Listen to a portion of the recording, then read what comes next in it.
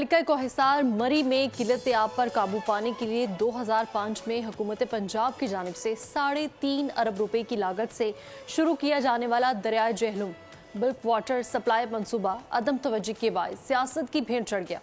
करोड़ों रुपए से खरीदा जाने वाला पाइप भी जंगलों और सड़कों पर पड़े पड़े जंग आलूद होने लगा। इस हवाले से देखते हैं मरी से आरिफ सईद की ये रिपोर्ट।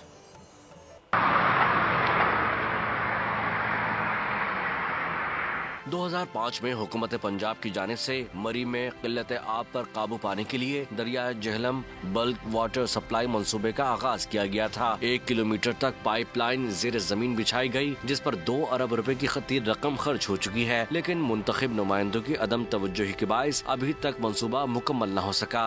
उस वक्त की जो उस टाइम बल्क वाटर का बजट था वो 5 अरब था, उसमें से 50% पेमेंट लग चुकी थी।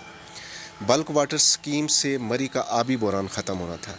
बदकिस्मती से वो 2005 का इल्तवा का शिकार हुआ और आज बहाल नहीं हो सका। मंसूबे के लिए कंपनी ने लोहे के पाइप, पंप्स, हैवी जनरेटर्स और दीगर सामान भी खरीदा, जो सड़कों के किनारे और जंगलों में पड़े पड़े जंग आलूद हो रहा है। इस मंसूबे के मुकम्मल होने से मरी और कोटली सतिया को 50 लाख गैलन पानी यौमिया हासिल होना था, जबकि मरी को इस वक्त 20 लाख गैलन पानी यौमिया कमी का सामना है। कैमरा टीम के साथ आरिफ सईद, बोल न्यूज, मरी। सब्सक्राइब करें और बेल दबाएं ताकि कोई खबर रह न जाए।